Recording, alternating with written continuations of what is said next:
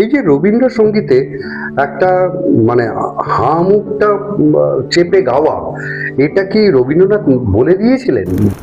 আমার যায় বেলা, বয়ে যায় বেলা, আমার যায় বেলা, বয়ে যায় বেলা, কেমন বিনা কারণে। তারপর তো এখনো চাকরিও পাইনি, তারপর আমি এইভাবেই খাবো, হুম আমি এইভাবে রোজগার করেই খাবো। হুম হুম মানুষের যদি ইচ্ছে থাকে, যদি যদি যে এইভাবেই আমি রোজগার করবো, তাই তাই হয়। আমার আর কেউ নেই, কারণ খাবো কি? তখন একটা মাধবী ফুল ওপর থেকে টপ করে পড়লো, তুমি ওটা বলে, এখনো তো ঠিক ফুটে আছে, সবাই চলে গেছে, একটি মাধবী তুমি এখনো তো ঠিক ফুটে আছে। আহা,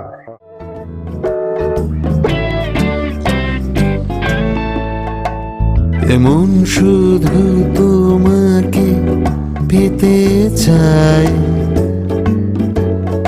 এই মন শুধু তোমাকে পেতে চাই। আজ আবার শুক্রবার রাত্রি 9টা, পডাড্ডা তোমাকে পেতে চায়। তো গত সপ্তাহের ওই যে ধারাবাহিকতা উপন্যাস, তার ধারাবাহিকতা সপ্তাহে অন্তত আমরা দুটো করে পাই, কখনো কখনো কারো কারো ক্ষেত্রে। তার মধ্যে দেবাশিস বসু অন্যতম। গত সপ্তাহে গল্প শেষ হয়নি। এই সপ্তাহে আমরা অভিনেতা দেবাশিস বসুকে ধরার চেষ্টা করব, বাচিক শিল্পী দেবাশিস দাকে ধরার চেষ্টা করব। তো আজকে যখন এই কণ্ঠের কারিকুরিতে ঢুকছি, তো দেবাশিস দাকে সামনে পেয়েছি, আর দেবাশিস দার কণ্ঠে একটা কবিতা শুনবো না তা তো হয় না। দেবাশিস দা, কি কবিতা দিয়ে আজকে আমরা এপিসোড শুরু করতে? আমি শ্রোতাদের বলি যে আমি একজন বেশ বিখ্যাত কবির সামনে বসে আছি, যে আমার ইন্টারভিউ নিচ্ছেন। অনির্বাণ খুব ভালো লেখে, ওর অনেক কবিতা আমি পড়েছি, তোমার আশীর্বাদ। আমি মাইক্রোফোনের সামনেও পড়েছি। অনির্বাণের লেখা একটা কবিতা, ছোট্ট কবিতা। কি সৌভাগ্য আমার। ফিরবো কি ফিরবে না, রাতে খুব চাঁদ হলে সস্তার প্রেম খায়, আমার তামাটে গয়ে গায় মেহেদি হাসান, ওই পারে পায়চারি স্বপ্নের পরিযায়ী, বিষণ্ণ একাকী আমি এপারে বেখুতি ভাষান। ভালোবাসা বহু শাখা, পাখিরা দিয়েছে উড়াল, এ ডাল সে ডালে খড়কুটো ইতিহাস, তুমি তুমি তুমি চোখে আজও আমিও প্লুরাল, সহস্র টুকরো কাঁচে তুমি প্রতিভাস, বিভাস ধরেছে রশিদ উদ্বাই মন, জানি না ফিরবো কিনা তুমি চাইবে যখন। এই ছোট্ট কবিতা অনির্বাণের লেখা। আমি অনেকগুলো আমি কবিতা পড়েছি। আরেকজন ছিল অতীন্দ্র দানিয়ারি, তো তারও অনেক কবিতা, তার অনেক কবিতা পড়েছি। এই যে সাংঘাতিক লেখার, কি করে এরা কবিতা লেখা আমি জানি না, আমি তো লিখতেই পারবো না। দেবাশিস দা আকাশবাণীতে আমার কবিতা পড়েছেন, হ্যাঁ, এটা আমার বিরাট একটা সৌভাগ্য। তো আকাশবাণীর কথা যখন আসলোই, এই যে আকাশবাণীতে তোমার কণ্ঠ প্রয়োগ, এই সুযোগটা দেবাশিস দা কিভাবে আসলো? সেই এজেন্সি, আচ্ছা, যে এজেন্সি, আমি আকাশবাণীর ডিরেক্ট স্টাফ ছিলাম না, কিন্তু বিজ্ঞাপন কার্যক্রম রচিত এইগুলো, এই এই এই অনুষ্ঠানগুলো, সেইগুলো আমাদের ক্লায়েন্টরা পাওয়া যেত। সেই ক্লায়েন্টদের 15 মিনিট 10 মিনিটের প্রোগ্রাম হতো, সেগুলো আমি কম্পেয়ার করতাম পরের দিকে। আচ্ছা আচ্ছা, এই এই আমার রেডিওতে ঢোকা। তারপর থিয়েটার করেছি, তারপর বরণীয়ের সংসার, যেটা শ্রাবন্ত মজুমদার করতেন, বরণীয় লেখকের স্মরণীয় গল্পের নাটকের আসর। এই বরণীয়ের সংসার আমি প্রচুর দিন, 12 বছর প্রায় করিয়েছি, স্ক্রিপ্ট করিয়ে। ওই ছোট্ট শুরুতে 4-5 জন 6-7 জন, আমি, দেবরাজ, সতীনাথ, নমিতা, আমাদের যে টিমটা ছিল, দেবেশ, দেবেশ। এরা সবাই আমরা একসাথে ছোট্ট ইয়েতে, এমনকি রেডিওতে এত ছোট ছিল যে ছোট হয়ে যেতাম, নিচু হয়ে থাকতাম। তখন আসলো, ও বলতো সৈয়দা প্রথমটা এই তো পারিস হয়ে গেছে, আমি উঠে তাদের পাট্টাবো। এইভাবে আমরা তৈরি ছিলাম তখন। হ্যাঁ, তো তোমার তো মানে গুরু ছিলেন বেতারের মহাগুরু স্বরাজ বসু। স্বরাজ বসু। হ্যাঁ, তো স্বরাজ বাবু সম্পর্কে যদি দু একটা কথা স্বরাজ বলো। বসু মানে স্বরাজদার সামনে কি বলবো, তো একটা নাটকে তিন রকম গলা করছেন। এই আজকালকার দিনে এখন হয়তো হয়, কি তখন যেটা ওনার যেটা স্পেশালিটি ছিল, তখন তো আমাদের মতো এরকম ট্র্যাক ছিল না, বা এইরকম কম্পিউটার মাইক্রোফোন ছিল না। সেই পুরনো ট্র্যাকে, সেই ট্র্যাকে কিন্তু স্বরাজ বসু এগুলো করতেন, যেটা আজকের দিনে অসম্ভব। যারা অনেকে করে থাকেন, ওইভাবে করা আমরা চিন্তা করতে পারি না। এবং না, 3-4 রকমের কণ্ঠ কিন্তু তুমিও প্রয়োগ করেছো। না, আমরা তো কম্পিউটারে করেছি বা ট্র্যাকে করেছি, কিন্তু স্বরাজদা কিন্তু অনেক আগের থেকে করেছেন এটা। আচ্ছা, উনি এখন নেই, চলে গেছেন। হ্যাঁ, গঙ্গাপ্রসাদ বসু, তোমার বাবা তো বিখ্যাত, গঙ্গাপ্রসাদ বসু হ্যাঁ, তার ছেলে। হ্যাঁ, তো এই স্বরাজদার থেকে আমরা অনেক কিছু শিখেছি। আরো অনেক আছেন, এর থেকে আমরা অনেক কিছু শিখেছি, পেয়েছি। আর আমরা একটা গ্রুপ ছিল, আমার বন্ধু ছিল, আমরা সতী নাটক করতাম, আমি সতীনাথ মিলে, বেশ ভালোই কাটতো। তোমার মঞ্চের অভিজ্ঞতা কিরকম? মঞ্চে শেষ আমি করেছি আলতু ভূতের ফালতু বর, অতীন্দ্র দানিয়ারের লেখা আলতু ভূতের ফালতু বর। সেটা আমাদের আমাদের সিনেমা করেন রানা মিত্র, ওনার ডিরেকশনে আমাদের এটা হয়েছিল। ওতে আমি রোলটা করতাম, এটা হচ্ছে শিবের বাহন, একটা নন্দী, আমি ভৃঙ্গি। ভৃঙ্গিটা করতাম আমি, ওই রকম ড্রেস পরে চুল করে ভৃঙ্গি সেজে। আর ভৃঙ্গি মাঝে মাঝে মায়ের ন্যাওটা, বাবাকেও একটা গালাগাল দিত, এবং প্রবল জ্বর, মাঝে মাঝে জ্বর ঠিক করে উল্টো পাল্টা কথা বলতো, আবার জ্বর এসে যেত। এটা সাংঘাতিক, যতগুলো শো হয়েছিল এটা সাংঘাতিক কল শো পেয়েছিলাম, এবং সাংঘাতিক এটা ফ্লারিশ করেছিল। এখানে দেবাশিস দা, আমার একটা তোমার সঙ্গে এটা এই কথা কিন্তু যাত্রার মতন, আমি কথা বললাম যেটা, এই ডায়লগটা এগুলো যাত্রার মতন ছিল। যেমন একটু মনে পড়ে আজকাল কথা, শিব বসে আছেন, নন্দী বলছে তোমার মাফলারটা কোথায় বাবা? মাফলারটা তো তুমি দেখছি না। বলে কোথায় যে গেছে, খেতে পেতে দাও না নাকি? মাফলার মানে সাপটা, অতীন্দ্র লেখা, মাফলার মানে সাপটা, মাফলার মানে থাকে তো, সাপটা দেখছি না তো। আমি বলতাম আমি কে জানিস, এরকম একদম যাত্রা টনে। আমি সেই এই ভেঙ্গি যে মায়ের পুরো যাত্রা টনে, ওইটা পুরো টেনে নিতাম শেষ পর্যন্ত। এটা কি কলকাতার কোনো অনেক হলে হয়েছে, এটা যাত্রার মতন করেই বলতাম। দেবাশিস দা, এই প্রসঙ্গে না তোমাকে আমার একটা কথা বড্ড জিজ্ঞেস করতে ইচ্ছা করছে, আসলে ফর মাই একাডেমিক ইন্টারেস্ট। দেখো, যেহেতু আড্ডা মারছি তাই আড্ডা প্রসঙ্গে বলছি, আমি তো এই মুহূর্তে প্রফেশনাল থিয়েটারটা করি, নাম বলে ফেলেই ভালো, তাতে আমার প্রচারের সুবিধাও হবে। রঙ্গপটে আমি আছি, দেবদূত ঘোষ। হ্যাঁ, আমরা নোনা জল করছি, দেবদূত ঘোষ পরিচালক, আর তপন জ্যোতি দাস উপদেষ্টা আর কি। তো তপন দা তোমাদের ওই বাঘাযতীনের ডাক্তার আর কি। তো যাই হোক, সেটা ডিফারেন্ট ইস্যু। এই যে ধরো, আমি তো প্রথম দিকে এই বাচিক শিল্পী তো আমি নই, কারোর কাছে আমি শিখিনি। ওই যতটুকু কবিতা, নিজের কবিতা পাঠ করতে করতে যতটুকু আমার বলা, এবং পুরনো আমি আমার জোছন কাকুর কাছে তখন থিয়েটার শিখেছিলাম চারবাকে, সেইটুকু উচ্চারণ ক্ষমতা যতটুকু আমার আছে, তা দিয়ে আমি মাইকে শ্রুতি নাটক করার চেষ্টা করি বা করতাম। তো দেবদূত যেটা আমাকে শোধরানোর জন্য বলতেন যে, দেখ ভাই, তোদের এই যারা মাইকে শ্রুতি নাটক করিস হলে বা রেডিওতে, তো তাদের একটা অদ্ভুত সমস্যা হচ্ছে, কণ্ঠে তোদের যে পারিপার্শ্বিক ধরার যে ক্ষমতা, এটা বিশেষ ক্ষমতা, এই ক্ষমতাটা তোদের মঞ্চেও মনে হয় প্রয়োগ করে ফেলি, কিন্তু মঞ্চে যখনই প্রয়োগ করছিস তখন সেটা একটা অতি নাটকীয়তা প্রকাশ হয়ে যাচ্ছে। এই সমস্যা কি তুমিও ফেস করেছো দেবারিশ দা? না, ফেস করিনি, কারণ আমাদের যে নাটকে যারা আসতেন, অনেকে শ্রুতি নাটকটি করতে আসতেন, শ্রুতি নাটক থেকে এসছেন, তাদেরকে আমরা বলতাম যে এইভাবে এইভাবে করো, নইলে কিন্তু মুশকিলে পড়বে পরে। যেরকম ক্যামেরা, নাটক দুটো আলাদা মিডিয়া, একদম। মাইক্রোফোন আলাদা মিডিয়া, এই তিনটে, মানে তিনটে আলাদা মিডিয়া। মানে যারা থিয়েটার করছে মঞ্চে তারা কিন্তু আবার ক্যামেরার সামনে বদলে যেতে পারে। একদম। সবাই না, যারা আগে যারা ছিল তারা একদমই না। ক্যামেরায় যেটা হয়,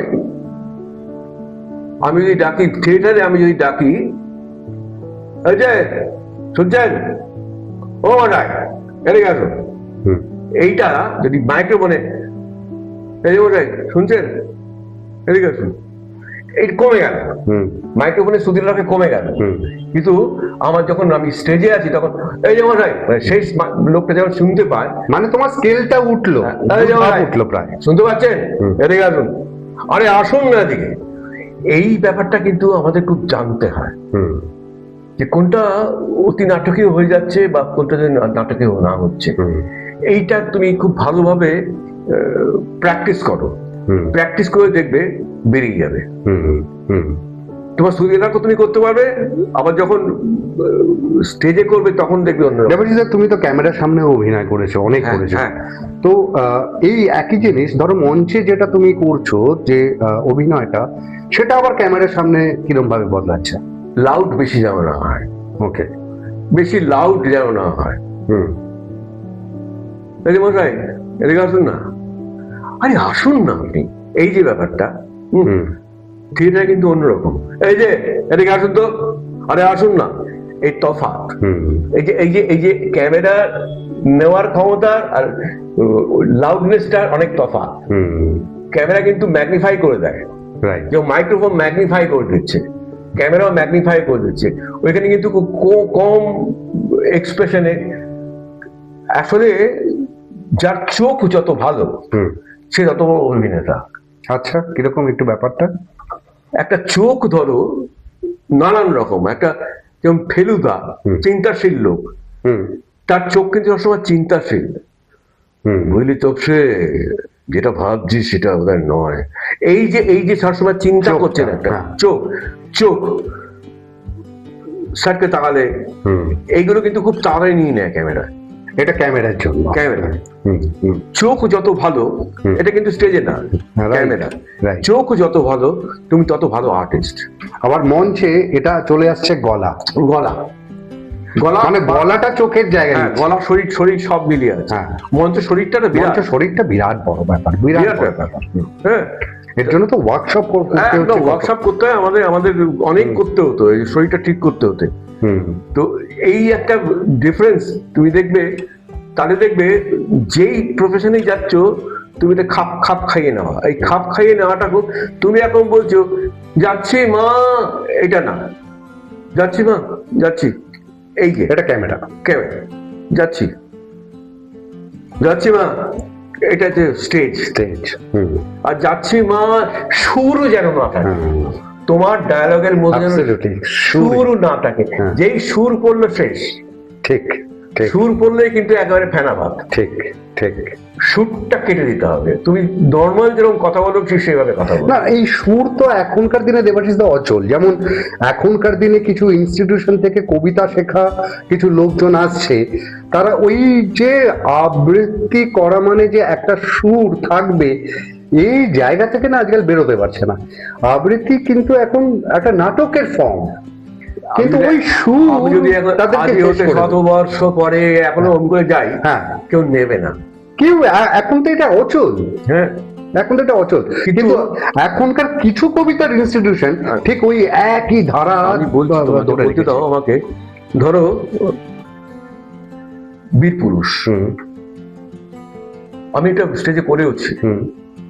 মনে করো যেন বিদেশ ঘুরে মাকে নিয়ে যাচ্ছি অনেক দূরে, তুমি যাচ্ছ পালকিতে মাছরে, এটা মাকে বলছি।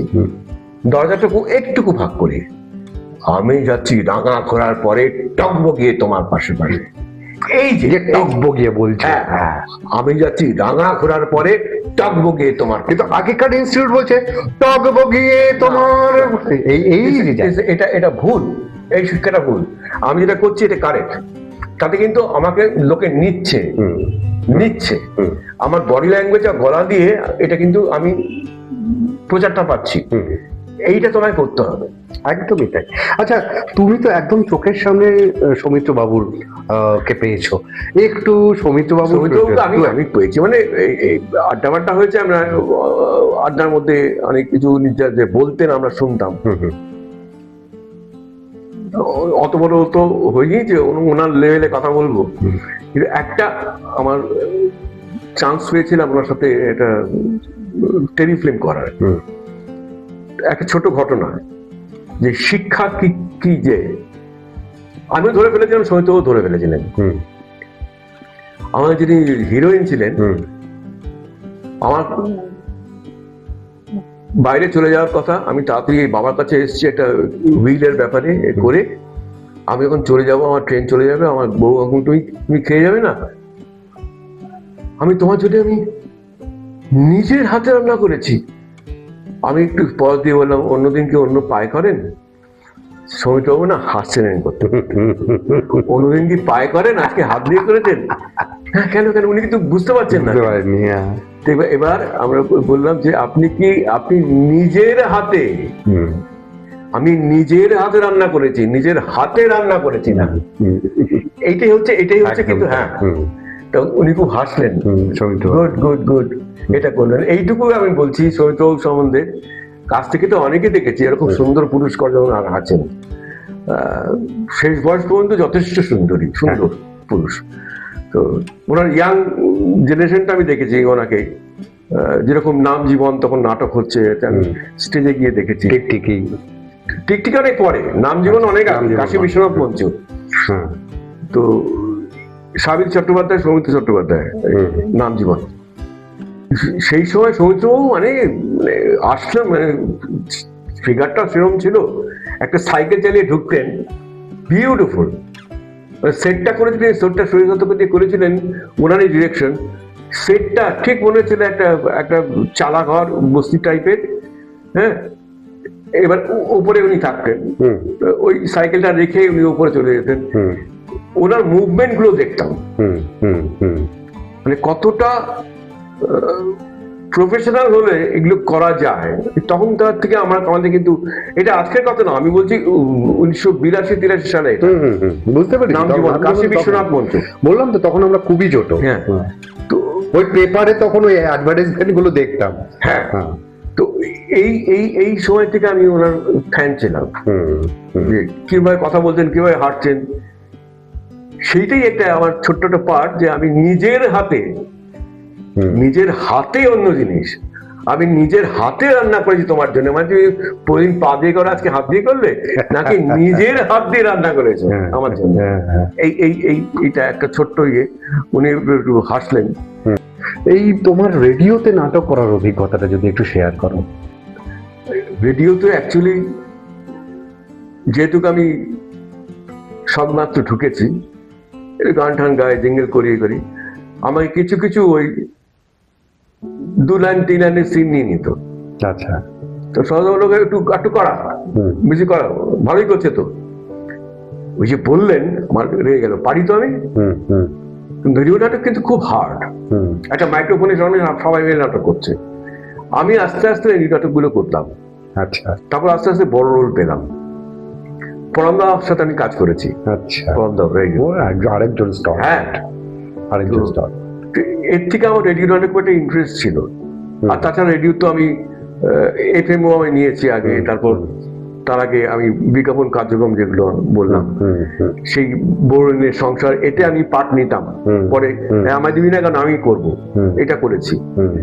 এই করতে করতে করতে করতে ওই রেডিও নাটকে আমি আস্তে যুক্ত হয়ে গেলাম। আচ্ছা, কি করে হয়ে গেলাম জানি না, একটা ভালোবাসা জড়িয়ে গেলাম।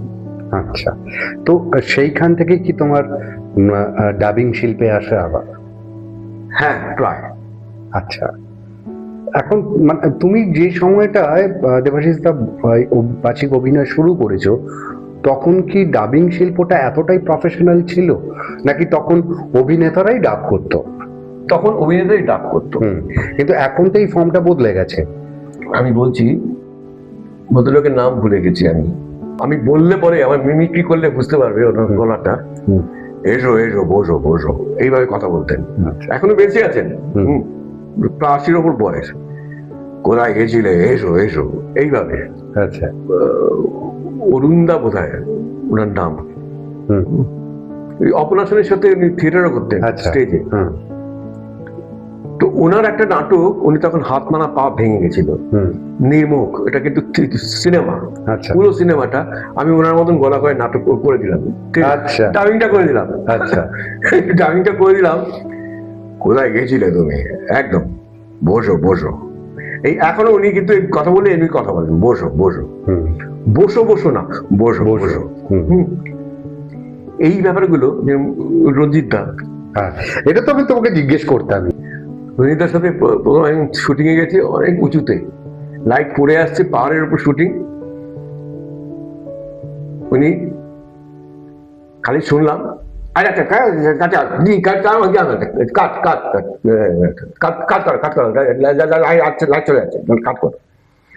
এবার যখন ডাবিং এর সময় তো স্ক্রিপ্ট নেই, তিনি বলেছেন তো লেখা নেই সেইগুলো। আমার স্ক্রিপ্ট কোথায়, স্ক্রিপ্ট কোথায়? মানে আপনি তো কিছু বলেনই নেই, আপনি সব কাট বললেন, তারপর স্ক্রিপ্ট বানাতে হবে না, এভাবে হয় না। এই করে তারপর রঞ্জিতাকে আমি জিজ্ঞেস করছি, আপনি কথা বলেন কেন, পরিষ্কার করে কথা বলতে পারেন না? আমি কি তোমাদের মতন পারি নাকি? পারতে হবে। হ্যাঁ, ওনার একটু একটা বেল্ট সবসময় থাকতো, আর কথাবার্তা গুলোর মধ্যে একটু একটু জীবের সমস্যার জন্য একটা তো হতে পারে। বিশেষ করে আমি চেষ্টা করি, কিন্তু হয় এই ব্যাপারটা সাংঘাতিক। ওই ম্যানারিজমটাই কিন্তু রঞ্জিত মল্লিককে আলাদা করে দিয়েছে। এটা হতে পারে, সেটা মানে এটা নিয়ে অনেকে খরাস্ত কবি ওনাকে নিয়ে করে, খরাজ মুখার্জি, রঞ্জিতদাকে নিয়ে অনেকেই করেছে। বোধ হয় এটা খানিকটা, যেহেতু একদম আলাদা প্যাটার্ন, যেমন ছবি বিশ্বাস, মানে যেহেতু একদম আলাদা প্যাটার্ন, এটা তো উনি শ্বাস, অশোক কুমার, না উনি শ্বাস নেওয়ার জন্য ওইভাবে কথা বলতেন। পরে জানতাম উনি শ্বাস নেওয়ার জন্য কিন্তু কথা বলতেন, ওটা কিন্তু হাঁপানি ছিল। অশোক কুমার যেরকম, একই রকম তো, একই রকম। হ্যাঁ, শ্বাস নেবার জন্য, হাঁপানি থাকার জন্য এই ব্যাপারটা হয়। এটা দুদিন বাদে আমার হাঁপানির জন্য তোমরা একদিন আমাকে নিয়ে মিমিক্রি করবে, কারণ আমারও শ্বাসের সমস্যা আছে। তো যাই হোক, আলোচনা এগোচ্ছে। দেবাশিস, এখন যে আমি তোমার কাছে আলোচনাটা, তোমাদের চাপ। ও আচ্ছা, thank you so much Pramit, it was so wanted. Debashis দা পরিচয় করে দিই, ও হচ্ছে প্রমিত ঘোষ। গোটা ডিওপি তো করছেই, তাছাড়া সম্পাদনা থেকে শুরু করে এভরিথিং সব হচ্ছে প্রমিতের করা। Thank you so much Pramit, thank you. আসলে তোমাকে পেয়ে না পদার্থটা কি করব, আমি এখন ছাত্র, মানে আমি তোমাকে সামনে পেয়েছি মানে আজকেই সবকিছু শিখে নেবার এমন একটা লোভ হচ্ছে, সামলাতে পারছি না। যাই হোক, এই যে তুমি এমন একটা সময় থেকে তোমার যাত্রা শুরু করেছো, তখন প্রায় 90-এর দশক বলতে আমি 1985, হ্যাঁ 1985টাকেই 90-এর দশক বলা হয়, 80 থেকে 90টাই 90-এর দশক। তো 90-এর দশক থেকে তুমি তোমার শিল্পযাত্রা শুরু করেছো, শিল্পী জীবন শুরু করেছো, আজকে দাঁড়িয়ে 2025, প্রায় 35 বছর, রাইট?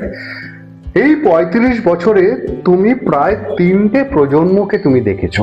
তুমি রবীন্দ্র ঘরানায় তুমি যাপন করেছো, তুমি সুনীল গাঙ্গুলি ঘরানায় যাপন করেছো, আর আধুনিক যুগে তুমি ধরা যাক এই শ্রীজাত ঘরানায় তুমি যাপন করছো। আমি কবিদের সাময়িক মানে ওই দশকগুলো তুলে ধরছি, এমনটা নয় যে সেই কবিগুলোর বিজ্ঞাপন করছি। তো প্রায় 3টে প্রজন্মকে তুমি পেয়েছো। এর মধ্যে দাঁড়িয়ে যেহেতু বাচিক শিল্পী তুমি, তুমি আবৃত্তিও খানিকটা পছন্দ করো, এর মধ্যে কখনো কি তোমার এই কোনো চেঞ্জেস দেখতে পাও তুমি? ধরো কাজী সব্যসাচী, প্রদীপ ঘোষ, ওরে বাবা, তুমি কার নাম করলে? হ্যাঁ ওই ওই ওই যে স্টাইল, একটু ওই যে উচ্চারণ ভঙ্গি, সুর, একটু সুর, সেইটা থেকে আজকের এই আবৃত্তি ব্যান্ড যেটা শোভন করছে, এই যে জার্নিটা, এই জার্নিটা যে তুমি দেখেছো, সঠিক বা বেঠিক হোয়াট এভার, সেটা যাই হোক না কেন, তোমার কি মনে হয়, মানে আমরা কি এখন সঠিক জায়গাতে জার্নিটা করছি? তুমি যদি আমাদের কাজী সব্যসাচীর কথা বলো, ওনার বড় বীর শোনার জন্য আমরা ছোট ছোট যেতাম। বড় বীর বড় ছিল, ওরা সেই লং প্লে, গলাটাই একটা অন্যরকম ছিল, মানে নকল করা যায় না ওই গলা। খুব কম লোক নকল করেছে ওই গলাটা। উনি রেডিও কাজও করেছেন একই সঙ্গে, মার্জিনা আব্দুল্লাহ এসব করতেন শ্রাবন্তী মহিন্দ্রের সাথে। তো তার যে প্যাটার্নটা একটু সুর থাকলেও কিন্তু খুব খুব অ্যাট্রাকটিভ ছিল। ওনার বলার কায়দাটা ভীষণ অ্যাট্রাকটিভ ছিল, যেটা আমাদের খুব অ্যাট্রাক্ট করতো এই সেই বয়সে। ওকে। আর পরবর্তীকালে যারা, না, আমার প্রশ্নটা এইভাবে, তাহলে কাজী সব্যসাচীর সেই স্টাইলটা আজও করা হচ্ছে না কেন, বহন করা হচ্ছে না কেন? এটা কেউ পারছে না। সত্যি কি তাই? হ্যাঁ, সব্যসাচীকে নকল করা সহজ না। এটা কি নকল করতে পারছে না বলে বলছো, না পরিবর্তিত হয়েছে নকল করতে উচ্চারণ বা নকল করতে পারছে না বলে আমি অনেক শুনেছি। আচ্ছা। এবং এখন যারা বিয়ে করছেন, ভদ্রমহিলা যিনি আবৃত্তি করেন, ব্রততী, উনি ভালো করেন। আমি ওইটাই বলতে চাইছি যে ব্রতদিদির যে ভঙ্গিমা, সেটা কি কোথাও অন্যরকম হয়ে যাচ্ছে না কাজী সব্যসাচীর থেকে? একটু তো হবেই। কালের যাত্রার ধ্বনি শুনিতে কি পাও, তারই রথ নিত্যই উধাও, জাগাইছে অন্তরিক্ষে হৃদয় স্পন্দন, চক্রে পৃষ্ঠ আধারের বক্ষ ফাটা তারার ক্রন্দন। ওগো বন্ধু, সেই ধাবমান কাল জড়ায় ধরিল মোড়ে ফেরি তার জাল, তুলে নিল দ্রুত রথে দুঃসাহসী ভ্রমণের পথে, তোমা হতে বহু দূরে মনে হয় অজস্র মৃত্যুরে। এই যে পড়লাম, এটার মধ্যে কিছু কিছু সিলেবল একটু বেশি স্পষ্ট করা আছে। কালের যাত্রার ধ্বনি শুনিতে কি পাও, তারই রথ নিত্যই উধাও। এই যে কিছু কিছু আন্ডারলাইন করে দেবে, এই জায়গাটা এমফাসিস করা আছে। এখনকার দিনে সেটা আর হয় না। না, এখনকার দিনে এটা হয় না এই কারণেই কি, যেহেতু আমি অভিনয়ে প্রাধান্য দিচ্ছি কথার মধ্যে। ধরা যাক আমি এই যে তোমার সঙ্গে কথা বলছি, দেবাশিতা, তুমি কি আমাকে শুনতে পাও? আমার যে কথা, সেই কথার মধ্যে যে ভোরের আলোর সংজ্ঞা লুকিয়ে আছে, যে জ্যোৎস্নার কলঙ্ক লুকিয়ে আছে, সেই জায়গাগুলো এই যে আমি বলছি, ধরা যাক কথা বুঝতে পেরেছি। এই যে কথোপকথন, আমার কথা বলার স্টাইল, সেটাই আজকের দিনের কবিতা পাঠ বা আবৃত্তি। তো এইখানটাতে তখনকার দিনের যেটা পড়লাম, যেটা পড়লে তুমি, আর এখন যদি এটা হয়, কালের যাত্রার ধ্বনি শুনিতে কি পাও, তারই রথ নিত্যই উধাও। না, আমি থামাই একটু। এখনকার স্টাইলে যদি আমাকে বলতে বলা হয়, আমি বলবো কালের যাত্রার ধ্বনি শুনিতে কি পাও। এই যে, মানে আমি তোমার সঙ্গে যে স্টাইলটাই কথা বলি, তারই রথ নিত্যই উধাও, জাগাইছে অন্তরিক্ষে হৃদয় স্পন্দন, চক্রে পৃষ্ঠ আধারের বুক ফাটা তারার ক্রন্দন। এখানে সুর নেই কি? না।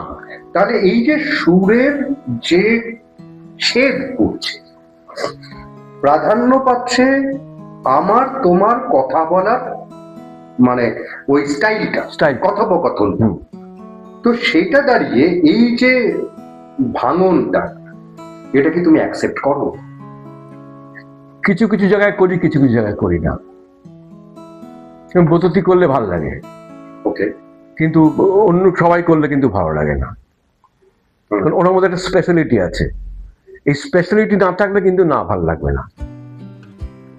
আমি অনেকে দেখেছি আবৃত্তি করতে গেলে পেছনে হাত দিয়ে এসব বলে। আমি এক্ষেত্রে একটা কথা বলতে পারি। আমার মতে, জানি না তুমি কতটা এটাকে গ্রহণ করবে এই যুক্তিটাকে, তখন সুর আসতো কারণ আবহের ব্যবহার ছিল। এখন অভিনয় বা কথা বলার প্রাধান্য পায় বেশি, তার কারণ এখন আবহকে ইউজ করা। সেটা কি একটা কারণ হতে পারে? হ্যাঁ, সরি। আবহাওয়া এমন একটা মিডিয়া যেটাকে তোমার সিনটা বাড়িয়ে দেয়। তোমাকে যে কোনো মানে একটা তোমার ইমোশনটাকে ও শুষে নিচ্ছে, শুনে নিচ্ছে। সেটাই আবহ। হ্যাঁ, এবার যখন আমি সুর ক্ষেপণ করছি বা কাজী সব্যসাচীর টাইমে, তখন তো আবহাওয়া ছিল না, তখন আবহ ছিল না। তখন আমি ওই কণ্ঠস্বর দিয়ে সুরটাতেই তোমার আবেগকে আমি একদম। তো এই যে ডিফারেন্সটা আমার মনে হয় ভাঙছে কোথা থেকে তুমি দেখো, বারবার যার নাম করছো ব্রত দিদির থেকে কিন্তু ভাঙছে ফর্মটা, আর ঠিক এই সময় থেকে কবিতায় আবহ ঢুকতে শুরু করলো। তাহলে এইবার তুমি আমাকে একটা কথা বলো, এখনো কিছু কিছু কবিতার ইনস্টিটিউশন আছে যারা এখনো আবৃত্তির মধ্যে সুর ধরে রেখেছে, আবার তারা আবহকেও ইউজ করছে। তো এইটা কি মানে আরো বেশি ইয়ে হয়ে যাচ্ছে না, মানে নাটকীয়তা বা কি বলবো, এটা যারা মেলোড্রামাটিক হয়ে যাচ্ছে? যারা শেখাচ্ছেন তারা বলবেন, আমি তো আবৃত্তি শেখাই না, কিন্তু যারা শেখাচ্ছেন তারা বলবেন একটু মেলোড্রামাটিক হয়ে যাচ্ছে কিনা। মেলোড্রামাটিক হওয়া উচিত না। যদি তুমি সুরই ব্যবহার করো কোনো অসুবিধা নেই, তাহলে তুমি আবহটাকে অফ করো। আমি দুটো সুর এরকম ভাবে লাগানো যায় নাকি? হয় না। এবং এবার দেবাশিস দা এখন আরো আধুনিক স্টাইল হচ্ছে, যেটা আমিও করেছি ইনফ্যাক্ট, আবৃত্তির মধ্যে তোমার আবহত ইনস্ট্রুমেন্টাল আমরা ব্যবহার করি, এখন গান চলে এসছে। হ্যাঁ, কাইন্ড অফ ফিউশন। ইয়েস। তার মানে আমি কিন্তু ক্রমাগত আমি ফর্মটাকে ভাঙছি। এই ফর্ম ভাঙা বা পরীক্ষা নিরীক্ষা করা, এটার মধ্যে একটা নিশ্চয়ই অন্যরকম একটা শিল্পের আভাস পাওয়া যায়। এবং আমরা মার্কেটিং এর ভাষায় বলি, যদি একটা যে কোনো মাধ্যম যদি গ্রোথ স্টেজ পেরিয়ে ডিক্লাইন স্টেজের দিকে যায়, সেই সময় তুমি যদি প্যারাডাইম শিফট না করতে পারো, তখন কিন্তু সেই মাধ্যমটা মৃত্যু। হ্যাঁ, যেরকম রবীন্দ্রনাথের গান যেরকম বিনোদ রায়ের ওই সময় হয়েছে, চাঁদের হাসির বাঁধ ভেঙেছে, তখন তো হিট। এই গানটা, হ্যাঁ, দিনের শেষে, তারপরে কিন্তু এগুলো চেঞ্জ হয়ে গেছে। চাঁদের হাসির বাঁধ ভেঙেছে উছলে এইভাবে চেঞ্জ হয়েছে। সুতরাং এই কবিতা কিন্তু চেঞ্জ হবে, তুমি আটকাতে পারবে না। ঠিক সেই রকম ভাবে অভিনয়ও কি চেঞ্জ হয়নি দেবাশিস দা? অনেকটাই হয়েছে। আমি বলি তার কারণ আছে। সব থেকে বড় কারণ, তখনকার দিনে না বিরাট ডায়লগ ছিল, এখনকার দিনে অত বড় বড় ডায়লগ হয় না। তুমি উত্তম কুমারের যুগে দেখবে, প্রথম দিকে যুগে থেকে বিরাট বিরাট ডায়লগ থাকতো, ওরা স্ক্যান করে দিতে পারতেন না। কিন্তু এখন কিন্তু অনেক শর্ট ডায়লগ, যেটা আগে ছিল না। কিন্তু ফর্ম তো বদলাবি, অডিও ফর্ম বদলায় তো অ্যাক্টিং ফর্মও বদলে যাবে। এর মধ্যে খুব সূক্ষ্মভাবে চলে আসছে দেবাশিসদা তোমার টেকনিক্যাল ইনস্ট্রুমেন্টের ব্যবহার। আগেকার দিনে, এখনকার একাডেমিতে আমরা যে সাউন্ড সিস্টেম ব্যবহার করি, আগেকার দিনে সেটা ছিল না। কাশী বিশ্বনাথ মঞ্চ বলো বা সার্কারিনা বলো বা এই ধরনের যে প্রসেনিয়াম থিয়েটারে যেটা করা হতো আর কি, সেই সাউন্ড সিস্টেম কিন্তু ডিফারেন্ট আজকালকার দিনে একাডেমিতে বা রবীন্দ্র সদনে বা গিরিশ মঞ্চের সাউন্ড সিস্টেম কিন্তু ডিফারেন্ট। এবং এখনকার দিনে যে সূক্ষ্মতা সেইটা তখনকার দিনে সম্ভব ছিল না। এটাও আর একটা কারণ। দেখো, আবৃত্তির ক্ষেত্রে যেমন আবহের ব্যবহার, কোথাও মেলোড্রামাটিক লাগাচ্ছে, কোথাও সঠিক লাগাচ্ছে, ঠিক এখানে কিন্তু ইনস্ট্রুমেন্টের ব্যবহার মানে টেকনোলজি, সেটাও কিন্তু তোমার নাটকের একদম সুবিধা করছে। এবং শুধু মঞ্চের ক্ষেত্রে না, আমি দেখছি পথনাটিকার ক্ষেত্রে কম হচ্ছে। আমরা যখন সাবদার হাসমি হাল্লা বল করতাম পথের মধ্যে দাঁড়িয়ে, আর আজকে যখন আরজি করের অভয়কাণ্ডের পথনাটিকা করছি, তারও ফর্ম একদম আলাদা হচ্ছে, একদম আলাদা। তো এই যে ফর্ম ভাঙার খেলা, এটাকে তুমি এনজয় করো? ওইভাবে ভেবে দেখিনি, এবার থেকে ভাববো, তুমি প্রশ্ন করার পর থেকে ভাববো। আচ্ছা, না ভাববে, ঠিক আছে ভেবো, কিন্তু তোমার অভিনয়ের ক্ষেত্রেও কি এই জায়গাটা তুমি জানো? হ্যাঁ, আমি আজকে 20 বছর আগে যে অভিনয় করতে সেরকম অভিনয় করি এখন না, এখন চেঞ্জ হয়ে গেছে আস্তে আস্তে আস্তে। কারণ ঝাঁকের কই ঝাঁকে মিশে গেছে, একটা কথা আছে না, ওই আমরাও কিন্তু তাই, সব ঝাঁকের কই ঝাঁকে মিশে গেছি। সুতরাং গানটাও তাই, ওইভাবে চলে যাচ্ছে। একটা সময় তো মাইক্রোফোন ছিল না, তখন চেঁচিয়ে ওই গান করতো, তো মাইক্রোফোন আসতো। এবার আস্তে আস্তে মাইক্রোফোন চেঞ্জ হতে ফিস কথা বলে যেন শুনতে পায় লোকে। সেইভাবে কিন্তু আমাদের তৈরি হতে হয়, প্রত্যেকটা মানুষকে সেভাবে তৈরি হতে হয়, যে কি সাপোর্ট নিয়ে তুমি করছো। এটা কিন্তু যে মানুষটা অভিনয় করে বা গান করেন, তারা কিন্তু জানেন যে মিডিয়াটা কি। আমরা একটা মাইক্রোফোনের সামনে উঠে না কিন্তু হ্যালো কথা বলে নিই, কারণ বুঝতে পারি মাইক্রোটার ইলেকট্রোম্যাগনেট কত স্ট্রং, কতটা দূর থেকে কথা বলবো। এটা এখন করি, এটা কারণ হচ্ছে একমাত্র টেস্টিং, যে কি ডিস্টেন্সে আমি যাবো, কতটা ডিস্টেন্স যাবো, এইটা। এবং সেটাই টেকনোলজি। ধরো এখন তুমি আহুজার মাইক ইউজ করছো বা শিওরের মাইক ব্যবহার করছো, কিন্তু মানে আরেকটু পিছিয়ে যদি তুমি যাও, ধরো এই যে 90-এর দশক, যে সময়টা কথা বলছি, তখন না শিওর মাইক ছিল, না এই আহুজার মাইক ছিল, জানতোই না। তো সেই সময় তুমি মাইককে সামনে নিয়ে কথা বলা মানে তুমি শেষ, হ্যাঁ, বা কো কা আওয়াজ ইত্যাদি সমস্ত কিছু। তো সেই যে জায়গাটা, টেকনোলজি কিন্তু এখানটাতে একটা বিরাট ভূমিকা নিচ্ছে কিন্তু, তাই না? তার মানে শুধু তোমার প্যারাডাইম শিফট করার জন্যই যে তুমি নিজের অভিনয়কে, বাচিক ক্ষমতাকে বদলাচ্ছ তা নয়, টেকনোলজির জন্য তোমার বদলে ফেলতে হচ্ছে। ঠিক সেই রকম ভাবেই ধরো এই যে তুমি গানের কথা বললে, এই একটু আগে গানের কথা আসলো না, আমরা তো স্টুডিওতে রেকর্ডিং করতে যাই, এবং সেই সময় বহু বিখ্যাত গায়িকা গায়ক তাদের সান্নিধ্যেও আসি, এবং সেক্ষেত্রে আরেকটি টেকনোলজি, সেটা হচ্ছে পিচ কারেকশন। নিশ্চয়ই নাম শুনেছো। আমি ভাবি দেবাশিস, আমি নাম করবো না, তারাও আমার ভীষণ পরিচিত। এই যে পিচ কারেকশন একজন সাউন্ড রেকর্ডিস্ট করছেন, সেও একজন শিল্পী,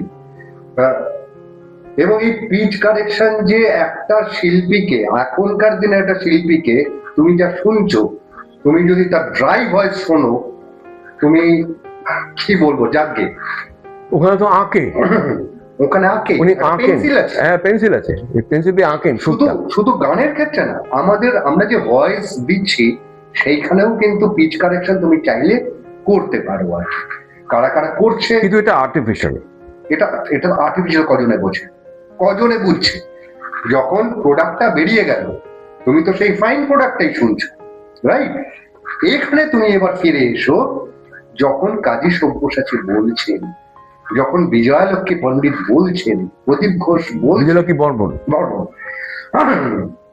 বলছেন, বা কিশোর কুমার গাইছেন, হেমন্ত বাবু গাইছেন, আশা ভোসলে, লতা মঙ্গেশকর গাইছেন, সেই সময় এই টেকনোলজি কোথায়? তাহলে এই যে তার মানে তাদের রেওয়াজটা কোথায় ছিল? তাদের ওই পিচ কারেকশন, পাণ্ডিত্য, তার রেওয়াজটা কোথায় ছিল? এক্স্যাক্টলি, এটি হচ্ছে আমার আসল কথা। এক্স্যাক্টলি। এক্স্যাক্টলি। আচ্ছা, ওই সময়কার যে মিউজিক ডিরেক্টর, তাদের কান কোথায় ওরে ছিল বাবা। যে ওই এখনকার দিনে সাউন্ড রেকর্ডিস্টরা যেটাতে শুনে পিচ কারেকশন করছে, অলরেডি ওর কান সেই টেকনোলজিতে পৌঁছে গিয়েছে। সলিল চৌধুরী বলো বা হেমন্ত বাবু বলো, এরকম আমার নৌশাদ বলো। স্কুলের বন্ধু রকেট মন্ডল, ও গিটারিস্ট, অমিত কুমারের সাথে বাজায় এখনো। হ্যাঁ হ্যাঁ, তো বলছে কিশোর কুমার, আমি জিজ্ঞেস করেছিলাম রঘুটক থেকে প্লেনে ফিরছিল বলে উনি কি ক্লাসিক্যাল শুনতেন, হুম, বলে সারাক্ষণ বড় গোলামালে চালিয়ে রাখতেন বাড়িতে। সেই আমিও আমির খাঁ বড় গোলামালে চালিয়ে রাখতেন, সারাক্ষণ এই শুনছেন, মানে শুনছেন কি কোথাতে কি কি করছেন কিন্তু মাথা ঢুকে যাচ্ছে। right, পরে এগুলো অ্যাপ্লাই করতেন। হুম, হুম, বলে অত ভালো গাইতে পারে না, হুম, হুম, শুনতে মানে ও এইগুলো কিন্তু চালাতেন। হুম, অমিত কুমার কিন্তু এখন আমাদের থেকে বয়সে একটু বড়, উনি কিন্তু একদম পিচে গান, এখন একদম পিচে, একেবারে তাই। একদম পিচে গান। অভিজিততা, হুম। অভিজিততা। তো এই আজকে আসলে গল্পগুলো তোমার সঙ্গে তো এরকম ভাবে গল্প শুরু করলে তো শেষ হবার নয়, কারণ তুমি এতটা জার্নি দেখেছো আর আমরা সবে দেখছি আর কি।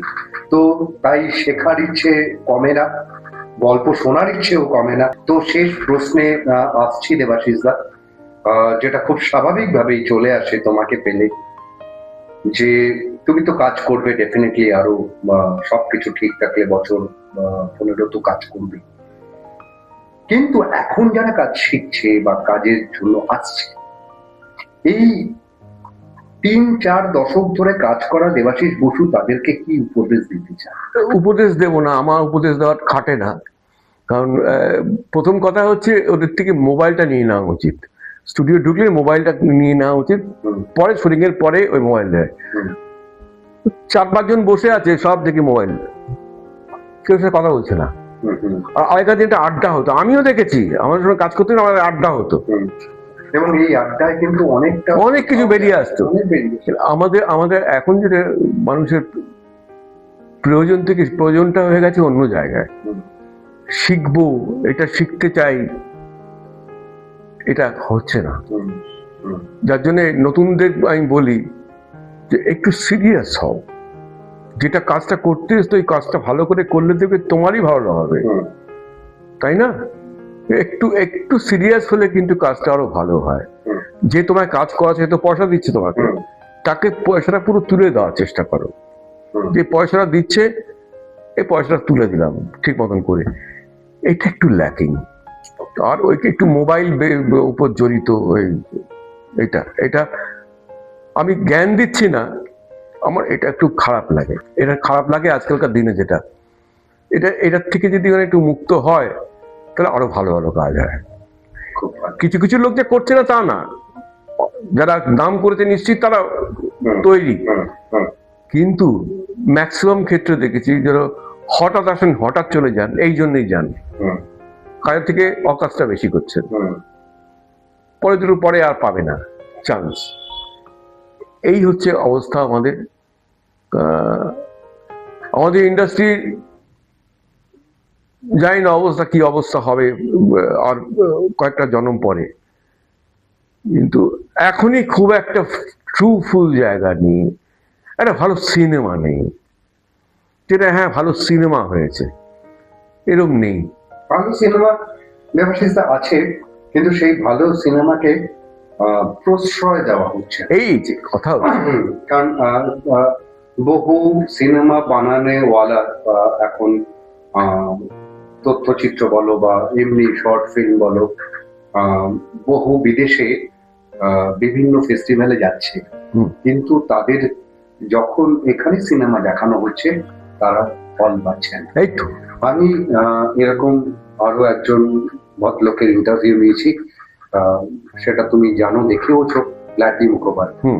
হ্যাঁ, তার বিখ্যাত একটি তথ্যচিত্র মোকাম দেখানোর ফল পাননি।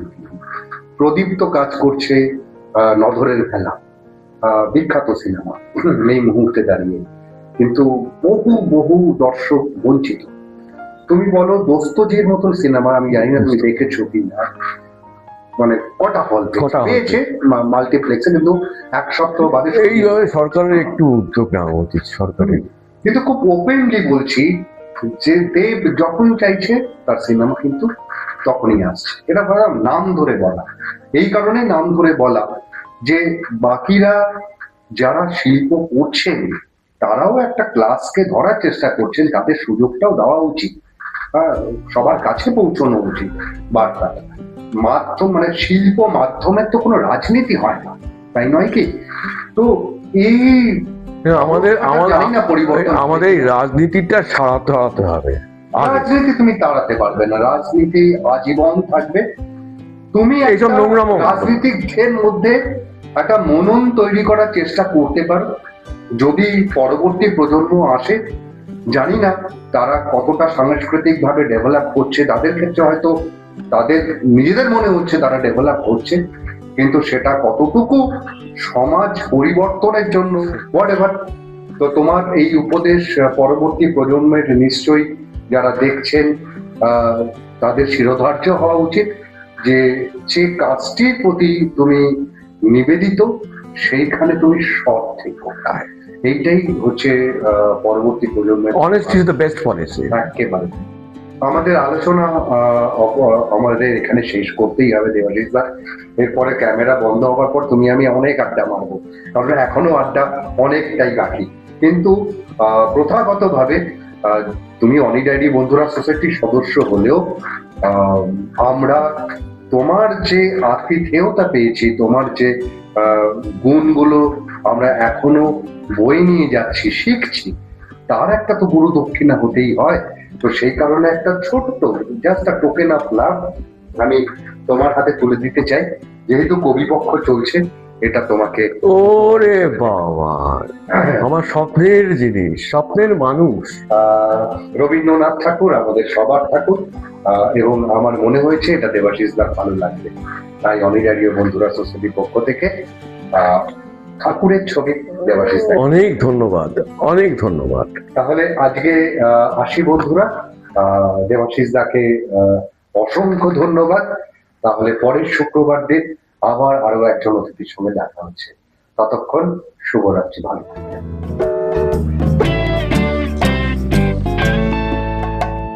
এমন শুধু তোমাকে পেতে চাই, এই মন শুধু